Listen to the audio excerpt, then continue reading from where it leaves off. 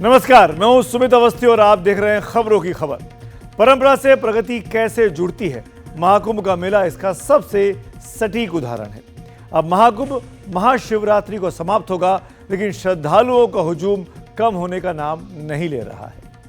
खबरों की खबर में हम आपको दिखाएंगे कि एक तरफ हर तबके के लोग महाकुंभ में जा रहे हैं, तो दूसरी तरफ इस पर विपक्ष के लगातार हमलों और आरोपों से उत्तर प्रदेश के मुख्यमंत्री योगी आदित्यनाथ बिफर पड़े हैं। फिर उन्होंने जो कुछ कहा वो आपके सामने होगा।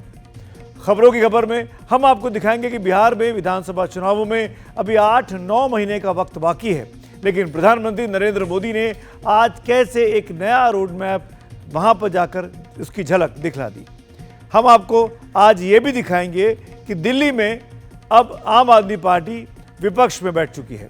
विधानसभा का पहला दिन था आज, पहली बार आपकी पार्टी विपक्ष में बैठी, लेकिन कैसे डॉक्टर भीमराव अंबेडकर और शहीद भगत सिंह की तस्वीर पर हंगामे के कारण सदन की कार्रवाई नहीं चल पाई और स्पीकर ने ऐसा क्या कहा जो आपको जानना जरूरी है, ये भी हम आपको बताएंगे।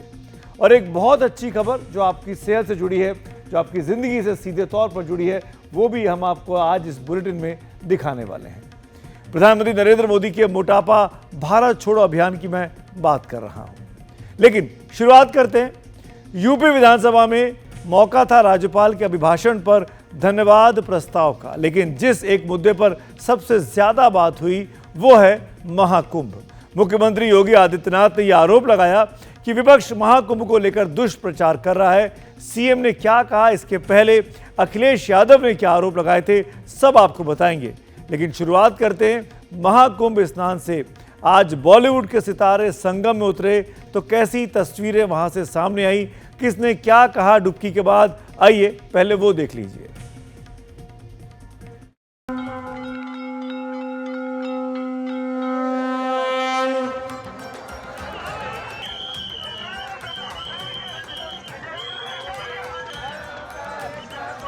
That I could come here at this time. मैं बहुत खुश हूँ.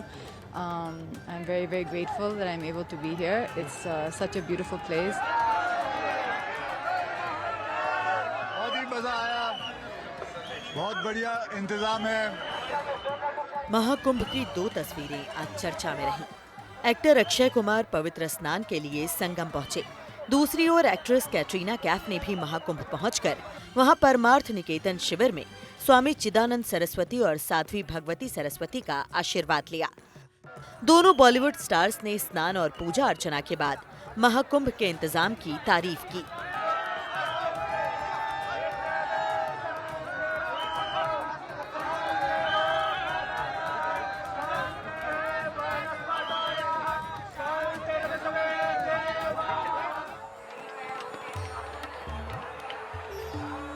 परमार्थ निकेतन के शिविर में पहुंचने पर स्वामी चिदानंद सरस्वती ने मंत्रोच्चार के बीच कैटरीना कैफ को तिलक लगाया, जबकि साध्वी भगवती सरस्वती ने एक विशेष माला पहनाकर कैटरीना का स्वागत किया। कैटरीना कैफ ने परमार्थ निकेतन के कैंप में कुछ समय बिताया। इस दौरान वो स्वामी चिदानंद सरस्वती और साध्वी भगवती सरस्वती के साथ बैठकर चर्चा करती दिखाई दी। मतलब मैं बहुत फॉर्चुनेट हूँ that I could come here at this time. मैं बहुत खुश हूँ. I'm very very grateful that I'm able to be here. It's such a beautiful place. मैं स्वामी जी के साथ हूँ इस वक्त और I'm chatting with him and taking his blessings. So I'm very very grateful and happy to be here. यहाँ की जो energy है और the beauty and the significance of everything, and अभी मैं स्वामी जी के साथ बैठूंगी. I will talk some more, and I think this is just the start of the experience today. So I'm looking forward to spending the full day here.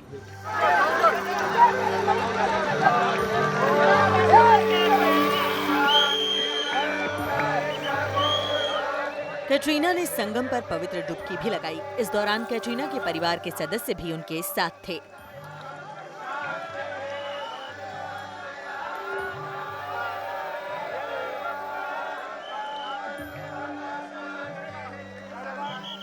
Mahakumbh पहुंचे अभिनेता अक्षय कुमार ने भी भारी सुरक्षा इंतजामों के बीच संगम में पवित्र डुबकी लगाई।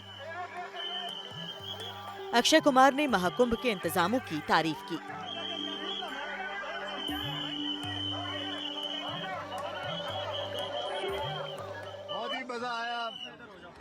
बहुत बढ़िया इंतजाम है, बहुत अच्छी तरह, मतलब हम यहाँ के सीएम साहब योगी साहब का बहुत बहुत धन्यवाद करते हैं कि इतना अच्छा इंतजाम कर रखा है।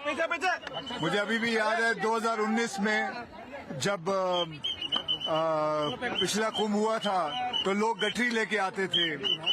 अब तो इस वक्त तो सब बड़े बड़े लोग आ रहे हैं, अंबानी आ रहे हैं, अडानी आ रहे हैं, बड़े बड़े एक्टर आ रहे हैं, सब आ रहे हैं।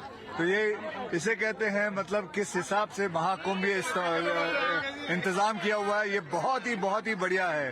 और मैं सारे ही जितने भी पुलिस वाले हैं, जितने भी वर्कर हैं, जिन्होंने सबका इतना ध्यान रखा है, उनका हाथ जोड़ के बहुत बहुत धन्यवाद करना चाहता हूँ। बहुत बहुत धन्यवाद। शिवोहम शिवोहम शिवोहम शिवोहम। महाकुंभ में स्नान के लिए रवीना टंडन अपनी बेटी के साथ पहुंची, जबकि अभिनेता और सांसद रवि किशन भी अपने पूरे परिवार के साथ पवित्र डुबकी लगाते दिखे।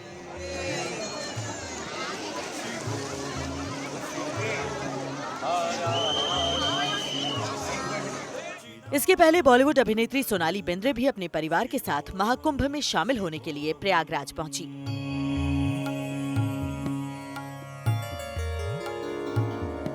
शिवोहम शिवोहम शिवोहम शिवोहम चिदानंद रूप शिवोहम शिवोहम।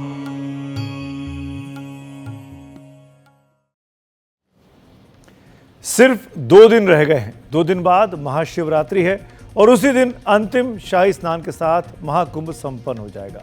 ऐसा माना जा रहा है कि इस महाकुंभ में स्नान करने वालों का आंकड़ा 65 करोड़ तक पहुंच सकता है। यूपी सरकार जहां महाकुंभ के इंतजाम और उसके असर को लेकर अपनी पीठ ठोक रही है, वहीं समाजवादी पार्टी लगातार सरकार पर हमलावर है।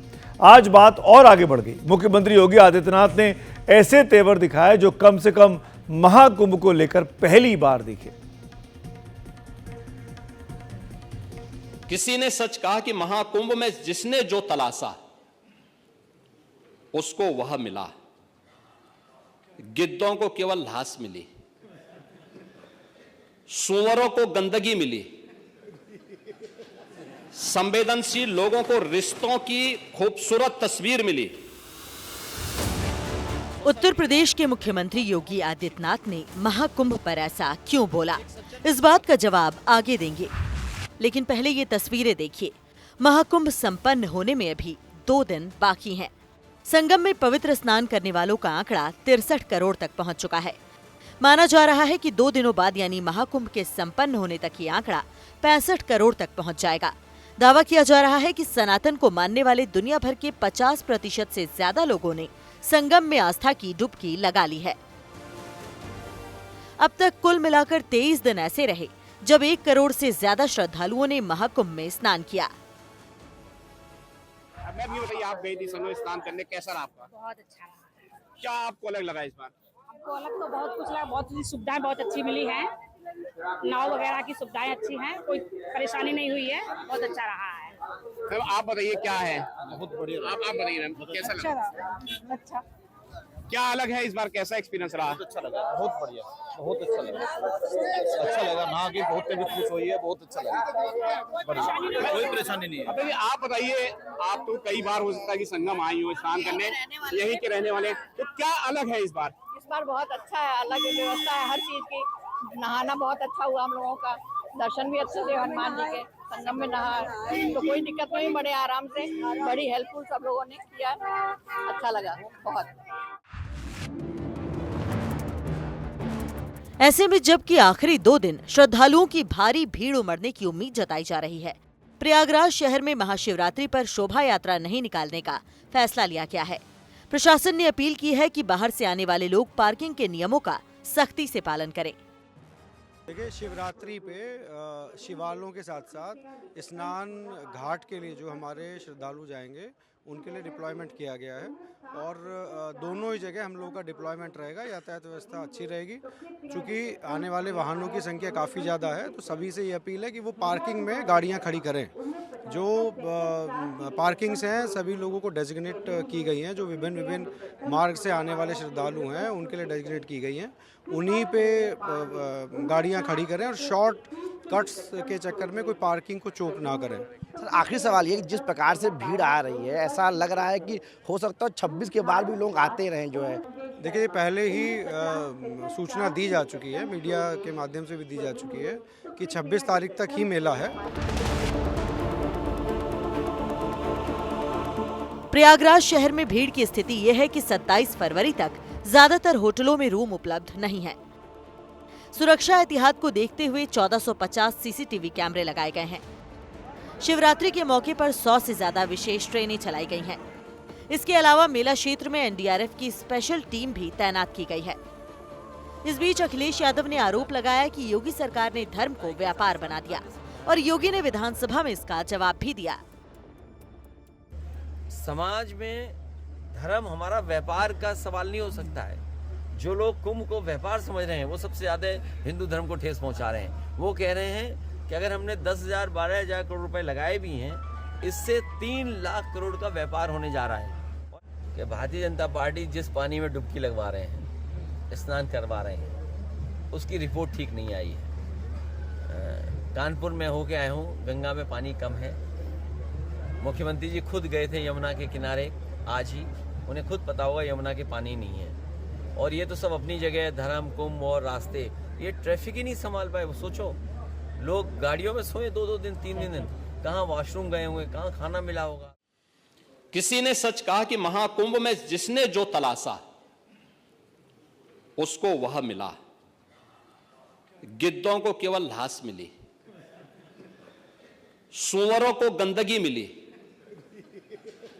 संवेदनशील लोगों को रिश्तों की खूबसूरत तस्वीर मिली, आस्थावानों को पुण्य मिला, सज्जनों को सज्जनता मिली, गरीबों को रोजगार मिला, अमीरों को धंधा मिला, श्रद्धालुओं को साफ सुथरी व्यवस्था मिली, पर्यटकों को अव्यवस्था मिली, सद्भावना वाले लोगों को जाति रहित व्यवस्था मिली, भक्तों को भगवान मिले। योगी आदित्यनाथ ने समाजवादी पार्टी पर ये आरोप भी लगाया कि पार्टी को सनातन की सुंदरता नहीं दिखती है। सबने अपने स्वभाव और चरित्र के अनुसार चीजों को देखा है।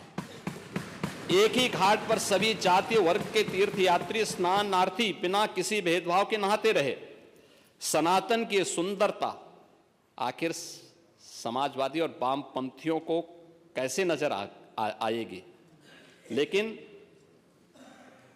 इनके द्वारा लगातार किए जाने वाले प्रश्न इनकी नियत को ही संदेह के दायरे में खड़ी करती है।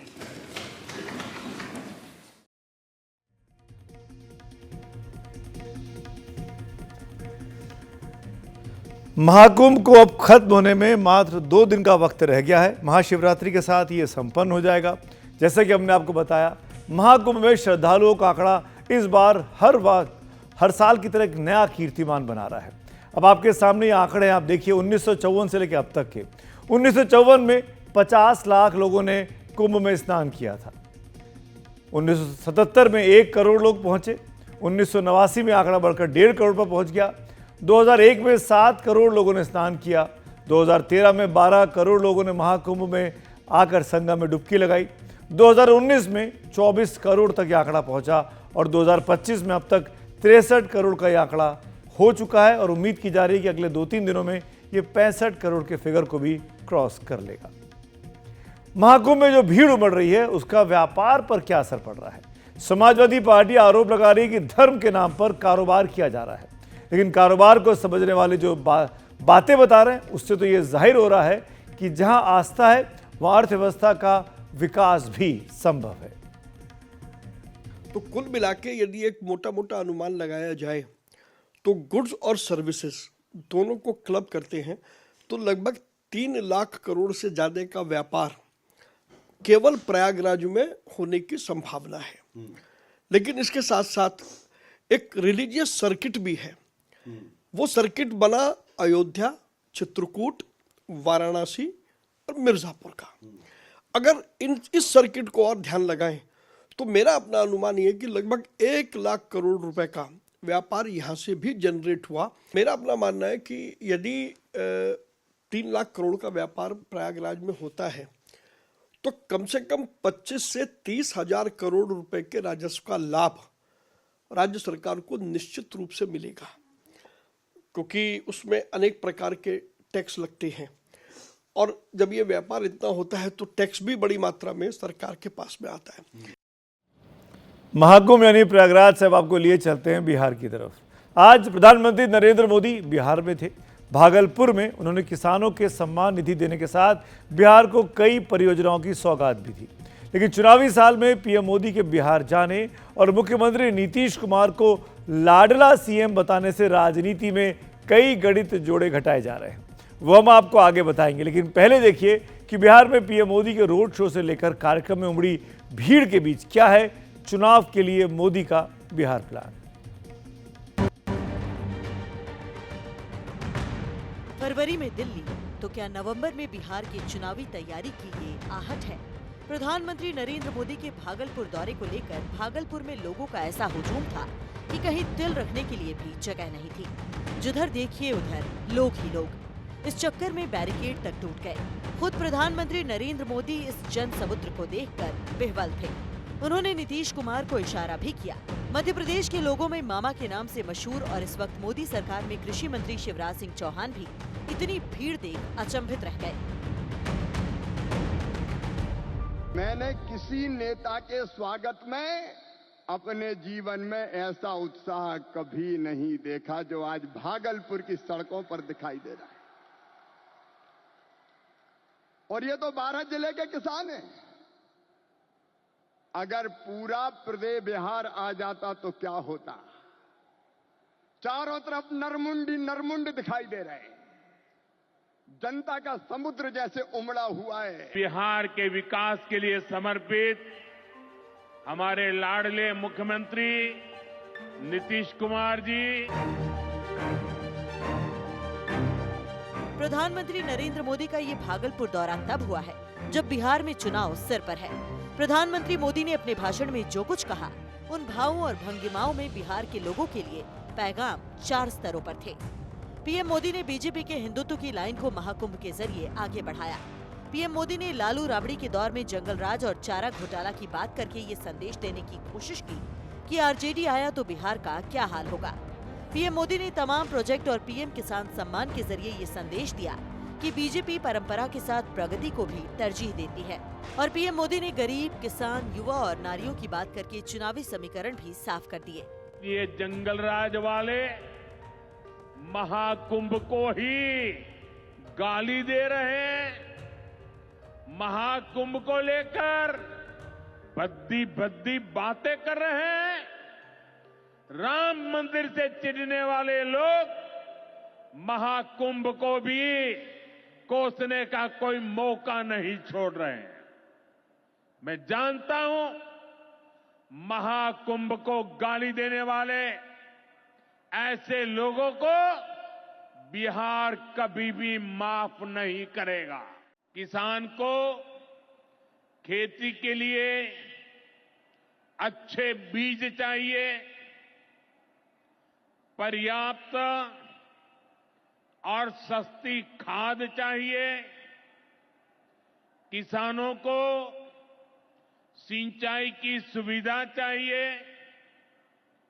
पशुओं का बीमारी से बचाव चाहिए और आपदा के समय नुकसान से सुरक्षा चाहिए। पहले इन सभी पहलुओं को लेकर किसान संकट से घिरा रहता था। जो लोग पशुओं का चारा खा सकते हैं वो इन स्थितियों को कभी भी नहीं बदल सकते। पीएम मोदी के साथ मंच पर नीतीश कुमार भी मौजूद थे। दरअसल बीजेपी 2025 का विधानसभा चुनाव एनडीए की छत्रछाया में ही लड़ना चाहती है, यानी नेतृत्व नीतीश कुमार का ही रह सकता है। उसमें बीजेपी होगी। बीजेपी के अलावा चिराग पासवान, जीतन राम मांझी और उपेंद्र कुशवाहा की भी पार्टी रहेगी। भागलपुर का कार्यक्रम बिहार के लोगों को ये संदेश देने के लिए भी था कि नीतीश कुमार पूरी तरह बीजेपी के साथ ही हैं। आप इसको नीतीश कुमार के इन 3 बयानों से समझ सकते हैं। याद है ना, जब हम लोग आए थे पहली बार सरकार में, तो उस समय क्या स्थिति थी आप जानते हैं। शाम के बाद कोई घर से बाहर नहीं निकलता था, ये बुरा हाल है। और साथ में समाज में कितना विवाद होता था। हिंदू मुस्लिम का भी झगड़ा वो लोग करते रहते थे। किसी प्रकार का अब डर नहीं है। राज्य में प्रेम, भाईचारा और शांति का माहौल है। सभी क्षेत्रों में जैसे शिक्षा, स्वास्थ्य, सड़क, बिजली, पानी पर काफी काम किया जाता है। और अब इधर उधर कुछ नहीं, पूरे देश में इन्हीं के नेतृत्व में आगे और काम बढ़ेगा। और इतना हम आपको बता देते हैं कि हम लोग मिल करके उनके नेतृत्व में ही, और जिस तरह से बिहार का भी काम हम लोग कर रहे हैं, तो इसलिए अगली बार जो होने वाला है तो उसमें भी आप लोगों से यही उम्मीद करते हैं कि जैसे पहले किए थे फिर पूरे पैमाने पर सहयोग दीजिए, ताकि उनके चलते और हम लोगों के सहयोग के चलते काफी विकास होगा। पहले क्या स्थिति थी, और आप जान लीजिए हिंदू मुस्लिम का भी झगड़ा होता था। अब कहीं हिंदू मुस्लिम का झगड़ा होता? हम लोगों ने कितना महिलाओं के लिए सब काम किया। हर क्षेत्र में महिलाओं को हम लोगों ने मौका दिया है और सब जगह से विकास हो रहा है। बीजेपी जानती है कि बिहार में सत्ता के लक्ष्य पर तब तक सटीक निशाना नहीं लगेगा जब तक नीतीश कुमार के तीर का इस्तेमाल नहीं होगा। फिर भी बीजेपी ने सामाजिक समीकरण की गोटियां पहले ही चलनी शुरू कर दी हैं। बिहार में बीजेपी ने कुशवाहा समाज से आने वाले सम्राट चौधरी और भूमिहार समाज से आने वाले विजय सिन्हा को उप मुख्यमंत्री बनाकर रखा है। वहीं वैश्य चेहरा दिलीप जायसवाल को प्रदेश अध्यक्ष, यादव समाज से आने वाले नित्यानंद राय को केंद्रीय गृह राज्य मंत्री और ब्राह्मण समुदाय से आने वाले मंगल पांडे को स्वास्थ्य मंत्री बना रखा है।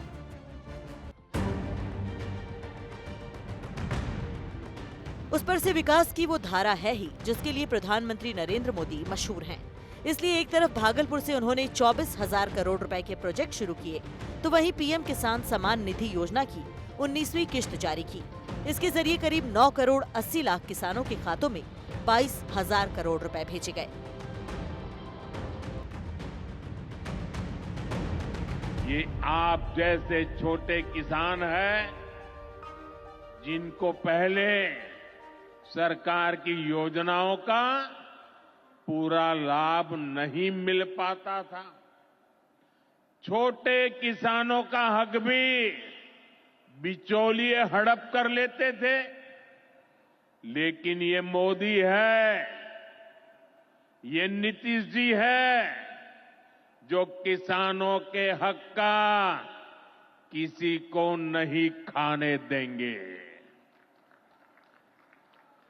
जब ये कांग्रेस वाले, जंगल राज वाले सरकार में थे तो इन लोगों ने खेती का कुल जितना बजट रखा था उससे कई गुना ज्यादा पैसा तो हम सीधे आप किसानों के बैंक खातों में भेज चुके हैं। ये काम कोई भ्रष्टाचारी नहीं कर सकता है। ये काम वही सरकार कर सकती है जो किसान कल्याण के लिए समर्पित है। अपने भाषण में प्रधानमंत्री मोदी ने कांग्रेस का तो नाम लिया, लेकिन आरजेडी के लिए बार बार जंगल राज शब्द का ही इस्तेमाल करते रहे। जवाब आरजेडी ने भी दिया। तो देखिए, ये जुमलेबाजी मोदी जी केवल करेंगे। बिहार को इन्होंने बजट में छलने का काम किया, ठगने का काम किया, और केवल इनको बिहार और बिहारियों से मतलब नहीं है। अब बिहार का चुनाव आएगा तो बिहार आएंगे, लिट्टी खाएंगे, जगह जगह जाएंगे, बोलेंगे कि बिहार को नंबर 1 बना देंगे, नंबर 1 बना देंगे। 20 साल से आप राज्य में हैं, अब तक बिहार सबसे फिसड्डी राज्यों में आ रहा है। अपना विशेष पैकेज दिया, कोई हिसाब किताब नहीं है। केवल जब चुनाव आता है तो मोदी जी को बिहार और बिहारी याद आते हैं। पीएम मोदी के भागलपुर दौरे से बिहार में चुनावी बिगुल बज चुका है। अब वक्त बीतने के साथ लड़ाई और तेज होती जाएगी। एनडीटीवी इंडिया की रिपोर्ट।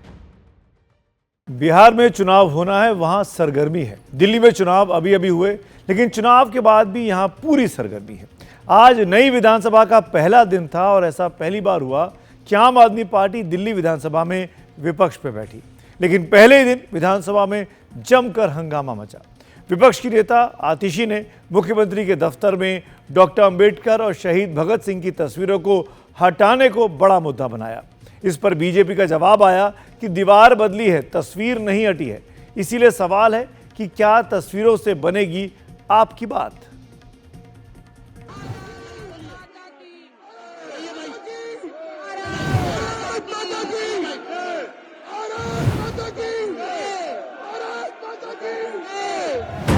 दिल्ली विधानसभा चुनाव के पहले दिन सदन में बस हंगामा ही हंगामा रहा। पिछले विधानसभा में जो सरकार में थे वो विपक्ष में बैठे थे, जो विपक्ष में थे वो सरकार चला रहे थे, और इन दोनों के बीच सदन की गरिमा हंगामों की भेंट चढ़ रही थी। विपक्ष में बैठी आम आदमी पार्टी जय भीम के नारे लगा रही थी। इसके जवाब में सरकार चला रही बीजेपी के सदस्य जय श्री राम और भारत माता की जय के नारे लगाते रहे। स्पीकर के लगातार मना करने के बावजूद विपक्ष कुछ सुनने को तैयार नहीं था। विधानसभा अध्यक्ष के चयन पर ये बधाई प्रस्ताव पर चर्चा हो रही है और उस चर्चा के समय इस तरह की बात, आपका बोलना कहना, आपके व्यवहार को मैं अनुचित करार देता हूं। ये व्यवहार पूरी तरह से अनुचित है, निंदनीय है। इसकी कड़े शब्दों में मैं निंदा करता हूं। सदस्यों के माइक खोले जाए। लेकिन मामला तब तूल पकड़ने लगा जब विपक्ष की लगातार नारेबाजी के बीच स्पीकर ने सत्ता पक्ष का भी माइक खुलवा दिया। ये सदन को डिस्टर्ब करने आए हैं और इनकी अराजकता के खिलाफ ये कहना है सदन में आवाज उठनी चाहिए। दरअसल विधानसभा में पहले दिन का हंगामा मुख्यमंत्री के दफ्तर में पीछे लगी तस्वीरों को हटाने को लेकर हुआ। अरविंद केजरीवाल के मुख्यमंत्री रहते ही मुख्यमंत्री दफ्तर में संविधान निर्माता भीमराव अंबेडकर और शहीद आजम भगत सिंह की तस्वीरें लगी थी, लेकिन अब वो तस्वीरें बदल गई हैं। आम आदमी पार्टी उसका ही विरोध कर रही है। भारतीय जनता पार्टी, और आप दोनों फोटोज एक साथ देख सकते हैं। भारतीय जनता पार्टी ने दलितों का अपमान करते हुए, बाबा साहब भीमराव अंबेडकर का अपमान करते हुए, सिख समुदाय का अपमान करते हुए, शहीद आजम भगत सिंह का अपमान करते हुए बाबा साहब की और शहीद आजम भगत सिंह की फोटो सीएम कार्यालय से हटा दी है। भगत सिंह जी की फोटो लगी हुई है और बाबा साहब भीमराव अंबेडकर जी की फोटो भी लगी है, हमारे लिए पूजन योग हैं। शहीद आजम भगत सिंह का क्या मुकाबला किया जा सकता है? इन्होंने यहाँ बुत लगा दिया था बिना उसके दस्तार का। ये तो नौटंकीबाज लोग हैं, कैग से डरे हुए हैं। कल कैग की रिपोर्ट आनी है, उससे डरे हुए हैं कि कैग की रिपोर्ट आते ही इनके सारे भ्रष्टाचार के परत दर परत खुलती जाएगी। इस हंगामे के बीच दिल्ली बीजेपी ने एक तस्वीर ट्वीट की जिसमें शहीद भगत सिंह और डॉक्टर अंबेडकर की तस्वीरें मुख्यमंत्री के दफ्तर में ही हैं, बस उनकी दीवार बदल गई है। आम आदमी पार्टी के लिए दिल्ली की हार किसी सदमे से कम नहीं है। अब वो अपने पुराने वोट को वापस पाने की जद्दोजहद से गुजर रही है। डॉक्टर अंबेडकर और शहीद भगत सिंह का मामला एक तरफ पंजाब के लिए जरूरी है, जहां आपकी सरकार है और 2 साल बाद चुनाव होने वाला है। वहीं दिल्ली में अपना वोट बैंक बढ़ाने के लिए इन दोनों महापुरुषों का नाम आपको लगता है कि काम आ सकता है। साथ ही आम आदमी पार्टी की कोशिश दूसरे राज्यों में भी अपने विस्तार की है, इसलिए भी इन प्रतीकों का इस्तेमाल वो कर सकती है। दरअसल हंगामा तस्वीरों से आगे कुछ बुनियादी मुद्दों को लेकर भी हुआ, खासकर महिलाओं के खाते में 2500 रुपए जमा करने को लेकर।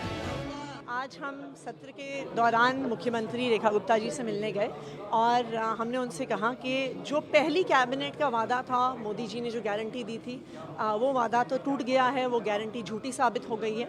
8 मार्च को हम ये उम्मीद करते हैं कि पहली किश्त महिला सम्मान योजना की 2500 रुपए की दिल्ली की हर महिला के खाते में ज़रूर आएगी। जनता की गाढ़ी खून पसीने की कमाई जिसका पिछली सरकारों ने दुरुपयोग किया, एक एक रुपए का हिसाब जनता को देना होगा।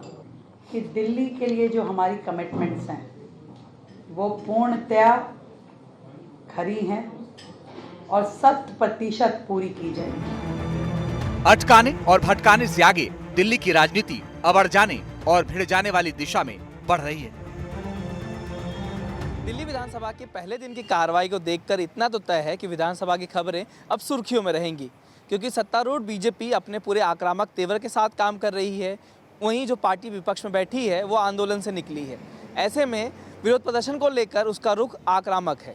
देखना होगा कि सत्ता पक्ष और विपक्ष के बीच आने वाले दिनों में और कितने तेवर देखने को मिलते हैं। कैमरा पर्सन ऋत्विक के साथ मैं अश्विनी कुमार, एनडीटीवी इंडिया के लिए। और अश्विनी कुमार सिंह की इस रिपोर्ट के बाद अब आपको राजस्थान लिए चलते हैं, जहां भजन लाल शर्मा सरकार के एक मंत्री ने इंदिरा गांधी के लिए तंज में दादी कहा तो कांग्रेस को गुस्सा आ गया। विधानसभा में शुक्रवार को मचा हंगामा अब सोमवार को भी जारी है। कांग्रेस के नेता वहीं धरने पर बैठे गतिरोध टूटने का नाम नहीं ले रहा, क्योंकि न कांग्रेस झुकने को तैयार दिख रही है, न ही बीजेपी। 23-24 में आपने हर बार की तरह अपनी दादी इंदिरा गांधी जी के नाम पर इस योजना का नाम रखा था, इसलिए पूरी नहीं हो पाई थी।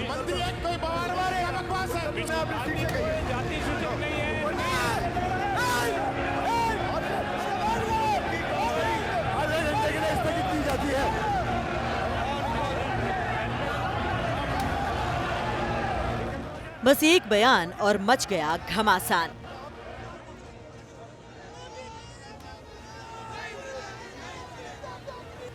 और ऐसा मचा कि चौथे दिन आते आते राजस्थान विधानसभा का संघर्ष बाहर सड़क पर कुछ इस तरह दिखने लगा। सोमवार को विधानसभा शुरू होने के साथ ही कांग्रेस के कार्यकर्ता विधानसभा की तरफ बढ़ने लगे। प्रशासन ने उन्हें रोकने की कोशिश की तो सुरक्षा कर्मियों और कार्यकर्ताओं के बीच धक्का मुक्की शुरू हो गई। जब कांग्रेस के कार्यकर्ता बैरिकेड तोड़कर आगे बढ़ने लगे तो उन्हें रोकने के लिए पुलिस ने वाटर कैनिंग का इस्तेमाल किया। आप समझिए कि जिस मंत्री ने जिस अमर्यादित भाषा का पूर्व प्रधानमंत्री इंदिरा गांधी जी के लिए जो शब्दों का प्रयोग किया वो पूरी तरीके से अमर्यादित था, असंसदीय भी था और अपमानजनक भी था।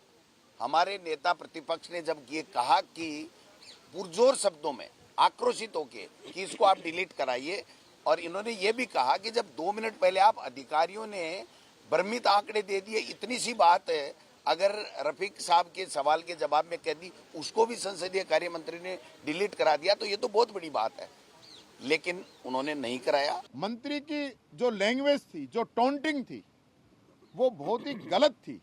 इस प्रकार से वो व्यंग्यात्मक रूप से बोल रहे हैं और सदन वो चलाना ही नहीं चाहते। यही मंत्री इससे पहले राहुल गांधी जी के बारे में बोल चुके हैं। 3 दिन सदन के अंदर गतिरोध रहा था, माफी मांगी, वो सब डिलीट किए।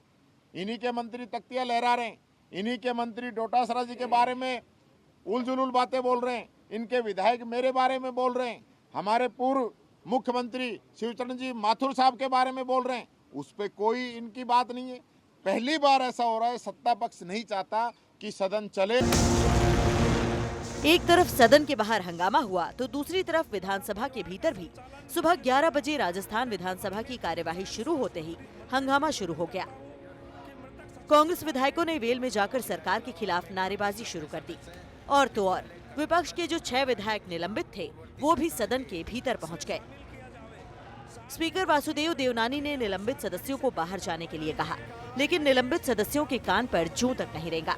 स्पीकर बार बार सदस्यों को अपनी सीट पर बैठने का आग्रह कर रहे थे, लेकिन विपक्ष के सदस्यों ने स्पीकर की एक नहीं सुनी।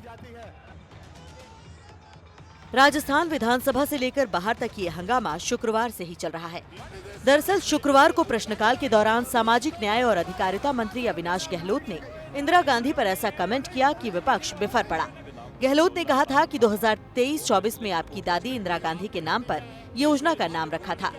इंदिरा गांधी जी हमारे देश की प्रधानमंत्री सम्मानीय रही है। मैं आपसे ही पूछना चाहता हूं कि हम हमारे परिवार में हमारे जो बुजुर्ग हैं उनको क्या हम दादा दादी नहीं बोलते हैं? क्या माता पिता नहीं बोलते हैं? ताऊ ताई नहीं बोलते हैं? क्या ये सम्मानजनक शब्द हैं हमारे हिंदी की डिक्शनरी के अंदर भी और हमारे परिवार के अंदर बोलचाल के अंदर भी। हाँ, हमने ये कहा है कि चूंकि इंदिरा गांधी जी कांग्रेस की बड़ी नेता रही है, सलमान खुर्शीद साहब तो पब्लिक मंच पर कहते हैं कि हमारी दादी, राहुल गांधी जी और प्रियंका गांधी लगातार कहते हैं कि हमारी दादी जी ने देश के लिए बलिदान दिया है। हमने भी वही शब्द का इस्तेमाल किया है। जिस योजना के बारे में मैंने बताया था वो योजना पूर्व सरकार ने लागू करी थी, घोषणा करी, लेकिन उसके फंड प्रोविजन नहीं किया था। बेवजह के बातों को हाईलाइट करने के लिए इस प्रकार के आरोप लगाए जा रहे हैं। इसके बाद ही हंगामा बढ़ गया। बार बार सदन की कार्यवाही स्थगित होती रही। संसदीय कार्य मंत्री जोगाराम पटेल ने अपने सहयोगी मंत्री अविनाश गहलोत का बचाव भी किया और कहा कि दादी तो सम्मानित शब्द है, लेकिन कांग्रेस के विधायक कुछ सुनने को तैयार नहीं थे। बात तब बढ़ गई जब तीखे तेवर वाले डोटासरा और दूसरे 5 कांग्रेस विधायक स्पीकर के सामने टेबल तक पहुंच गए और बेहद हमलावर अंदाज में दिखे। तब तक 4 बार सदन की कार्यवाही स्थगित हो चुकी थी। उसके बाद स्पीकर वासुदेव देवनानी ने 6 विधायकों गोविंद सिंह डोटासरा, उपनेता प्रतिपक्ष रामकेश मीणा, अमीन कागजी, जाकिर हुसैन गैसावत, हाकम अली खान और संजय कुमार को बजट सत्र की बची हुई अवधि के लिए निलंबित कर दिया। अब बात 3 मुद्दों पर अटकी हुई है। पहला, स्पीकर का कहना है कि निलंबन का आधार स्पीकर का अपमान और सदन में अनुशासन भंग है, इसलिए जब तक डोटासरा माफी नहीं मांगते तब तक उनका निलंबन रद्द नहीं होगा। दूसरा, विपक्ष और कांग्रेस का कहना है कि जब तक इंदिरा गांधी पर कमेंट करने वाले मंत्री माफी नहीं मांगते तब तक विपक्ष पीछे नहीं हटेगा। और तीसरा, सरकार का कहना है कि इंदिरा गांधी को दादी कहना कोई अपमान तो है नहीं, तो फिर मंत्री से माफी की मांग क्यों? लेकिन विपक्ष न सरकार के रुख से इत्तेफाक रखता है न स्पीकर से। एक प्रधानमंत्री पद पे रहते हुए जिसे शहादत दी हो, प्रधानमंत्री पद पे रहते हुए जिनका मर्डर हो गया हो, इतना बड़ा त्याग देश के लिए किया उन्होंने। पाकिस्तान 2 टुकड़े कर दिए और बांग्लादेश बना लिया, उनमें उनकी बहुत बड़ी भूमिका थी। वाजपेयी जी ने उनके लिए क्या सब काम लिए थे, दुर्गा का रूप है। तो ये अगर इतनी बड़ी महान नेता है, उनके आप सरकास्टिक वे में कोई कमेंट करो उनके बारे में हाउस के अंदर, तो देखो स्वाभाविक है कि जो कांग्रेस के लोग होंगे वो, या आम जनता भी क्यों नहीं हो, जो सोचती है कि भाई कोई महान नेता कोई हो भले ही, उनके बारे में कोई कमेंट ऐसा होना नहीं चाहिए। जब दोनों पक्ष अपनी बातों से 1 इंच पीछे हटने को तैयार नहीं है, तो फिर गतिरोध टूटेगा कैसे? जयपुर में हर्षा कुमारी सिंह के साथ सोमू आनंद, एनडीटीवी इंडिया के लिए।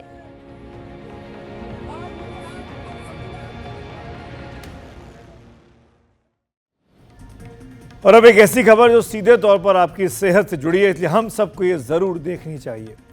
कहीं आप भी उन लोगों में तो नहीं है जो मोटापे से परेशान हैं, लेकिन मोटापे के खिलाफ लड़ाई लड़ने से बच रहे हैं, यानी आलस कर रहे हैं।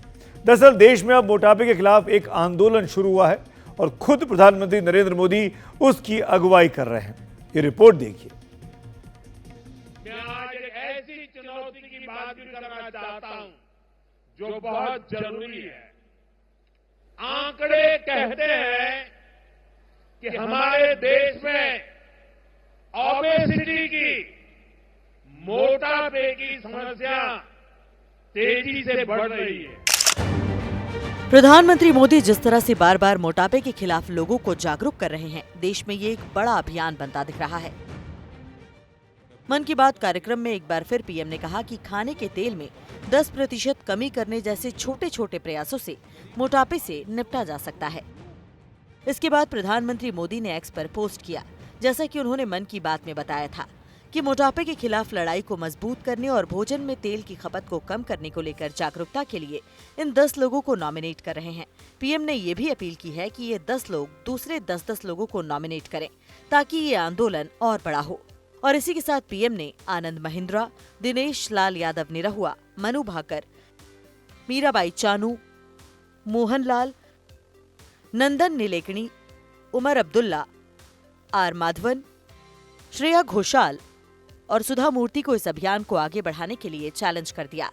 पीएम ने मन की बात में Olympian Neeraj Chopra, world boxing champion Nikhat Zareen और मशहूर डॉक्टर देवी शेट्टी के विशेष संदेश भी सुनाए। क्योंकि कई बार हम काफ़ी तली हुई चीज़ें, ऐसी चीज़ें खा लेते हैं जिससे ओबेसिटी पे काफ़ी इम्पैक्ट पड़ता है।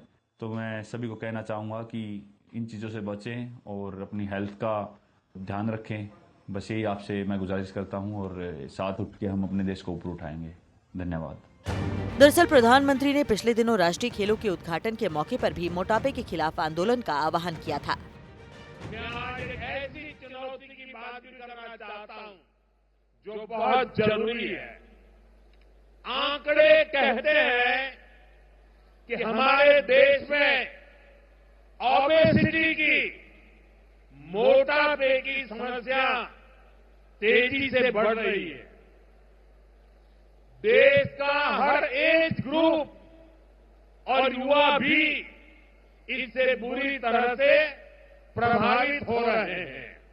और ये चिंता की बात इसलिए भी है क्योंकि ओबेसिटी, मोटापे की वजह से डायबिटीज, हार्ट डिजीज जैसी बीमारियों का रिस्क बढ़ रहा है। दो चीजों पर जरूर फोकस करें। ये दो चीजें एक्सरसाइज और डाइट से जुड़ी हैं। हर दिन थोड़ा सा समय निकालकर एक्सरसाइज जरूर करिए। टहलने से लेकर वर्कआउट करने तक जो भी संभव हो अवश्य कीजिए। दूसरा ये कि अपनी डाइट पर फोकस कीजिए। बैलेंस इनटेक पर आपका फोकस हो और खाना न्यूट्रिशियस हो, पौष्टिक हो। एक और चीज हो सकती है, अपने खाने में अनहेल्दी फैट, तेल को थोड़ा कम करें। हमारे सामान्य घरों में महीने की शुरुआत में राशन आता है। अब तक अगर आप हर महीने 2 लीटर खाने का तेल घर लाते थे तो इसमें कम से कम 10% की कटौती करिए। हम हर दिन जितना तेल यूज करते हैं उसको 10% कम करें। ये ओबेसिटी से बचने के कुछ रास्ते हमें खोजने पड़ेंगे। एक ऐसे छोटे छोटे कदम उठाने से आपकी हेल्थ में बहुत बड़ा चेंज आ सकता है। जो सलाह प्रधानमंत्री मोदी दे रहे थे वो दरअसल हम सब के फायदे के लिए है। आखिरकार क्यों मोटे हो रहे हैं हम भारत के लोग, आपको कारण बताते हैं। ग्राफिक्स आपके सामने है। एक्सरसाइज हम लोग कम करते हैं, घंटों कुर्सी पर बैठकर हमको काम करना होता है, पैदल चलना हम लोगों का कम होता जा रहा है, फास्ट फूड का चलन इन दिनों कुछ ज़्यादा बढ़ गया है, जिस वजह से तमाम बीमारियां जो आप देख रहे हैं वो आपको घेर लेती हैं। खाने का समय अनियमित है, कभी दोपहर में खा रहे हैं, कभी 2 घंटे के बाद खा रहे हैं, कभी 8 घंटे का गैप है, वो भी बहुत बड़ी दिक्कत है। भोजन में पोषक तत्वों की कमी है और नतीजा ये है कि ये बीमारियां हमको घेर रही हैं। डायबिटीज़ हो गया, हाइपरटेंशन, बीपी जिसको बोलते हैं, दिल की बीमारी हो गई, स्ट्रोक हो गया, फैटी लिवर की समस्या हो गई, अर्थराइटिस हो गया। ये तमाम ऐसी समस्याएं हैं जो चिकना खाना खाने जो और एक्सरसाइज ना करने की वजह से ये तमाम बीमारियां धीरे धीरे हमको घर कर लेती हैं। आइए बात करेंगे, हम ब्रेक की ओर बढ़ रहे हैं खबरों की खबर में, लेकिन ब्रेक के उस पार प्रधानमंत्री मोदी को क्यों याद आ गई बचपन की एक चाय की किस्सा, ये आपको बताएंगे इस ब्रेक के बाद।